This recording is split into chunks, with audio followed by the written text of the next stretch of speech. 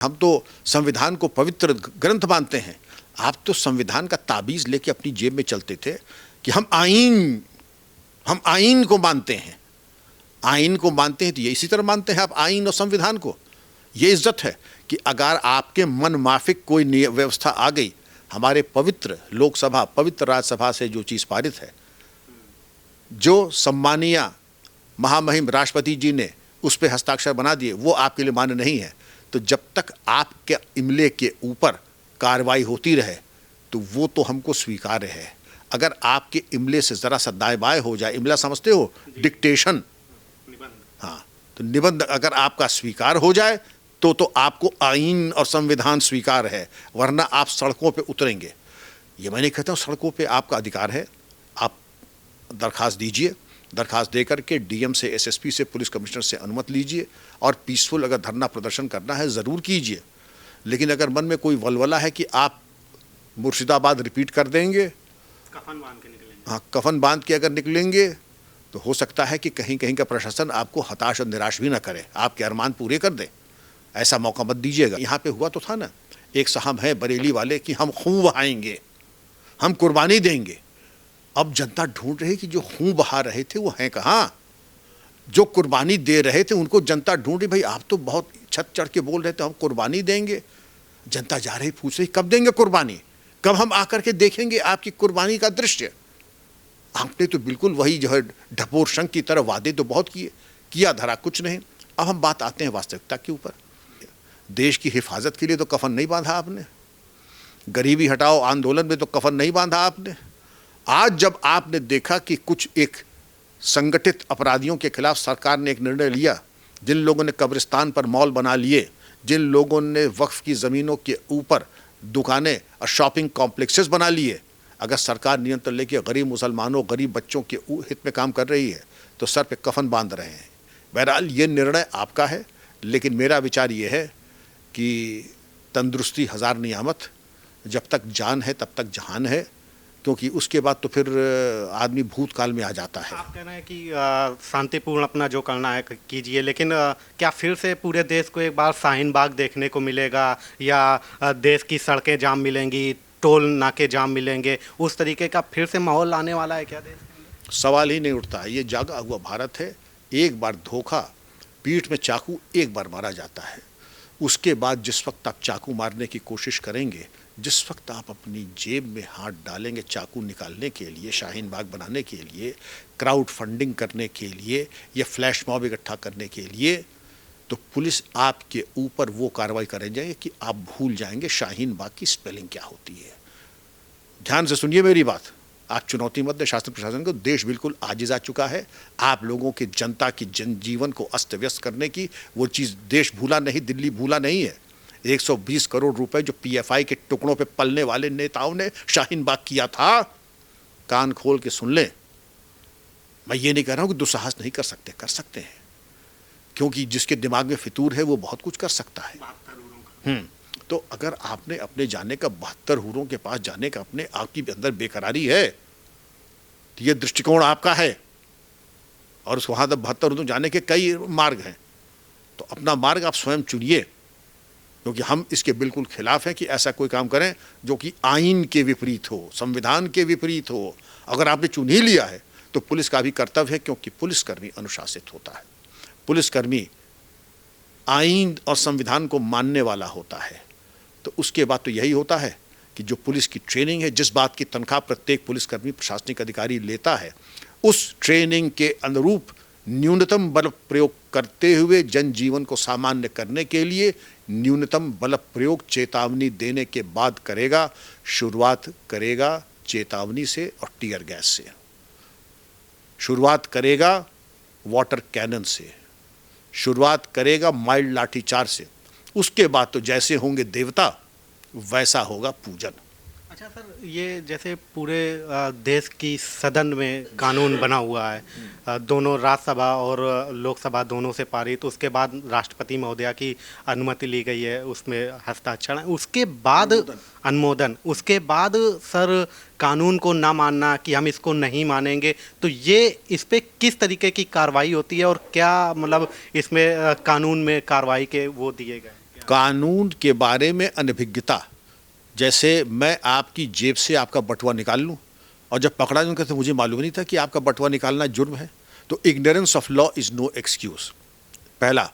और दूसरा पहलू यह है कानून को न मानना। तो ठीक है, मैं आपसे बार बार कह रहा हूं कि सामने प्लग है, हाथ मत डालिए।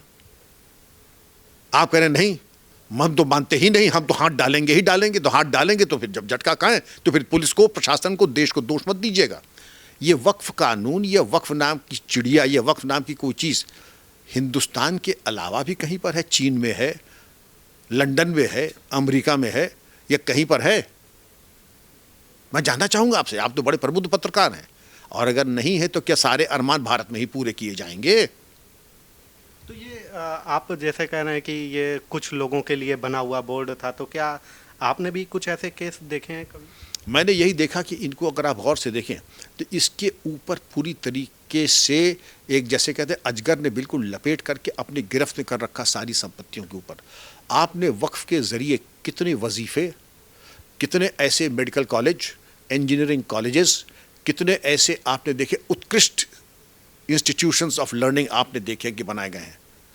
अरबों खरबों की संपत्ति और एक भी नहीं बना पाए, सिवाय इसके कि ज़कात के इंस्टीट्यूशंस पे आप कोचिंग इंस्टीट्यूशंस चला रहे हैं, कुछ मदरसे बना दिए, लेकिन ऐसे कॉलेज ऑफ एक्सीलेंस आप बना लें जैसे कि सिंगापुर यूनिवर्सिटी है, जैसे JNU है, वैसे बना लेते आप। लेकिन आपने वैसा कुछ नहीं किया, क्योंकि आपको शॉपिंग मॉल और जो इस तरीके के होटल आदि बनाने में उससे तो फुर्सत मिले, और बिल्कुल लूट खुले आम, जिसका जहां दांव लग जाए वो चूसने को बेकरार है। तो ये जो हमारे गरीब मुसलमान भाइयों बहनों की जो संपत्ति है, उसका एकाधिकार और उसकी बंदर बाट समाप्त करने के उद्देश्य से आई है। तो निहित स्वार्थ तो विचलित होगा ही। तो ये निहित स्वार्थ है जो इस तरीके के प्रायोजित कार्यक्रम करा रहा है। शाहीन बाग का आपने नाम लिया, शाहीन बाग में भी 120 करोड़ रुपए PFI ने मंगाए थे, याद करें। इसी तरह बेंगलोर राइट में भी PFI के जरिए दंगों में 40 करोड़ रुपए PFI के आए थे। लेकिन तब हमको सीखना पड़ा था, अब हमको सीखना नहीं है। हमें मालूम है कि इसके प्रायोजित कार्यक्रम के पीछे कौन कौन लोग हैं, और मेरा पुलिस को परामर्श होगा अपने इंटेलिजेंस के जरिए जो हर ज़िले में जो सबसे ज़्यादा जो सड़कों पे उतरने का आह्वान, खून बहाने का और कुर्बानी देने की बात कर रहे हैं, उनको कर लें चिन्हित। अगर अरमान सड़क पे पूरे न करें, जेल के भीतर जाएं, फिर वहाँ अरमान पूरे करें। आप कह रहे हैं कि सर चिन्हित कर लिया जाए, इनके अरमान पूरे कर दिए जाएं, लेकिन अरमान पूरे न किए करने दिए जाए, इनको ना पूरे करने दिए जाए। लेकिन ये लोग कह रहे हैं कि ये हमारे लोकतंत्र के खिलाफ है, अभिव्यक्ति की आज़ादी में ये पुलिस और प्रशासन दखल दे रहा है, और धार्मिक आस्था को मानने में रोड़ा अटका रहा है ये प्रशासन और पुलिस। ये आपका अपना व्यक्तिगत इंटरप्रिटेशन है। ये वक्फ संशोधन कानून ये लोकसभा राज्यसभा से पारित माननीय महामहिम राष्ट्रपति द्वारा अनुमोदित है। आपके मनमाने इंटरप्रिटेशन से नहीं होता, जैसे कई लोग जैसे सिर फिरे होते हैं, हम ये कानून नहीं मांगते हैं, हम ये कानून नहीं मानते। आपके मानने न मानने से क्या होता है? देश का पारित कानून है, आपके पास कोई विकल्प है? ये मानना पड़ेगा, वरना जाएंगे जेल, और आपकी होगी बहुत कायदे से खातिर।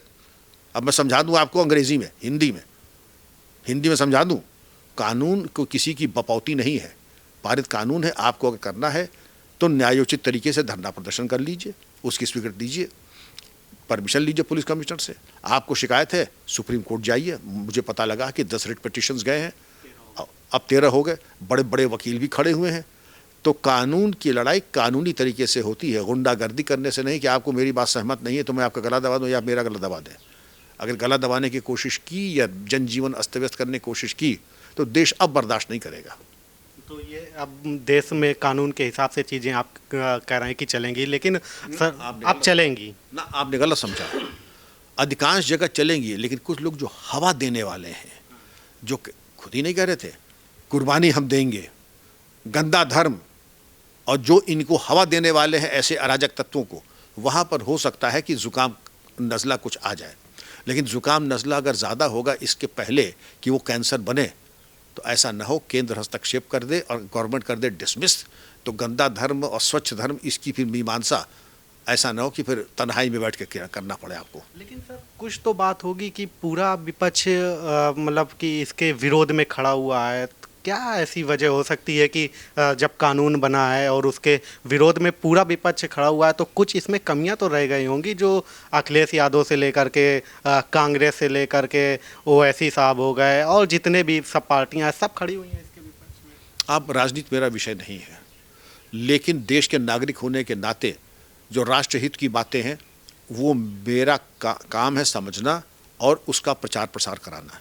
देश हित में क्या है, अगर किसी का एकाधिकार और वो भी नाजायज़ एकाधिकार है तो उसको तोड़ा जाना चाहिए या उस एकाधिकार को और प्रशस्त करना चाहिए, हाँ या ना में जवाब दें और मुझे ना दे, अपने अंतर्मन को दे दें।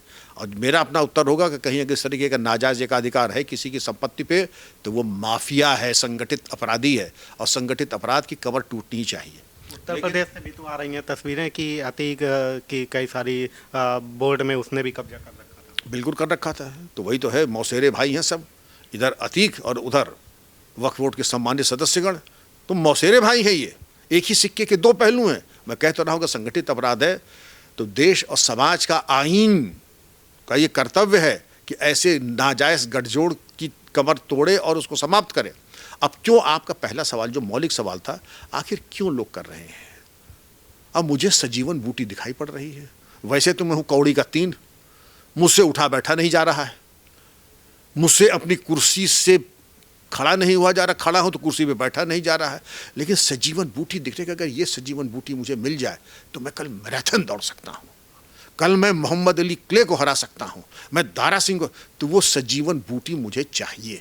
और वो सजीवन बूटी क्या है, 20% वोट। वो 20% वोट हथियाने के लिए एन केन प्रकार चाहे मुझे डकैती डालनी पड़े तो क्या, वो मुझे चाहिए। तो ये ऐसा नहीं है, ये वो खोटे सिक्के हैं कि ये अगर आप देखें, ये उनमें से अगर इनके व्यक्तिगत और दूसरे जीवन में जाएं, ये अपने परिवार के नहीं हैं, तो ये इनके जो सगे बने खून बहा देंगे, कुर्बानी दे देंगे। पहले ये देखिए, इसके पहले आपने किसके किसके लिए कुर्बानी दी, किसके किसके लिए खून बहाया। अगर नहीं बहाया तो अब कौन से जो है क्रांतिकारी आपके अंदर ऐसी ऊर्जा स्फूर्ति का संचार हो गया है कि अब आप खून बहाएंगे और कुर्बानी देंगे। अगर आप तैयार हैं तो सबसे पहले ये देखिए कि आपको उसमें सजीवन बूटी, अमृत का एक रसायन, अभी तक तो सब नहीं, ये वो चले हुए कारतूस, बेपेंदी के लोटे, वो कटी पतंग, अब इनको दिखाई पड़ रहा है कि अगर वो कटी पतंग अगर ये आ जाए तो मालूम पड़ेगा कि आसमान के गगनचुंबी तो छोड़ दीजिए, ये चंद्रमा तक की कटी पतंग पहुंच जाएगी। हौसले पालने में क्या बुराई है, हौसले पालने में क्या है। चंडू खाने में जा करके जब आदमी को 3 पैग लगाता है तो ऐसी ऐसी डींग मांगने लगता है कि जिसका कोई यथार्थ से कोई सरोकार नहीं है। इनका कोई प्रेम किसी से नहीं है, इनका हमारे मुसलमान भाइयों बहनों से कोई प्रेम नहीं है। हमारे मुसलमान भाइयों बहनों को किसी खोटे सिक्के की ज़रूरत नहीं है, वो सक्षम हैं, उनका योगदान हमारी स्वतंत्रता में है, उनका योगदान हमारे अर्थव्यवस्था में है, व्यापार में है, सैन्य बल में है। आप अगर उनको गुमराह करना छोड़ देंगे तो अपने ऊपर भी कृपा करेंगे, मुसलमान भाइयों बहनों पर भी कृपा करेंगे और देश के ऊपर भी कृपा करेंगे, लेकिन वो करेंगे नहीं। उनको दिखाई पड़ता है कि उनकी तमाम इच्छाओं की पूर्ति इसी तरह से होगी अगर इस तरीके के अनर्गल आश्वासन दे दें। लास्ट सवाल लेंगे सर, अगर 3 महीने के लिए फिर से पूरे देश को इन जामों से और तमाम सारी चीज़ों से जूझना पड़ा तो फिर क्या होगा? जाम से कैसे जूझना पड़ेगा, मतलब ये अगर ये लोग प्रोटेस्ट सड़कों पे उतर करके और अलग अलग जगहों पे चीज़ें हुई जैसा कह रहा है ये, देखिए हाँ, आपको तो बहुत गंभीरतापूर्वक लेना पड़ता है। किसी ने अगर कहा है, ऐसी तमाम बातें आती हैं कि अगर ये नहीं हुआ तो हम आत्महत्या कर लेंगे, और कई विद्यार्थियों ने किया भी दक्षिण भारत में। कई जगह लोगों ने कहा कि अगर कोई हीरो मर गया तो लोगों ने आत्महत्या तक कर ली। उन्होंने कहा नहीं कि हम खून बहाएंगे, उन्होंने कर दिया। यहाँ पर तो भी कहा ही है ना, तो इसके पहले कि कोई खून बहाए या कुर्बानी दे, पुलिस को चाहिए उसको रोक ले, उसको होने न दे। लेकिन पूत के पांव पालने में दिखाई पड़ जाते हैं।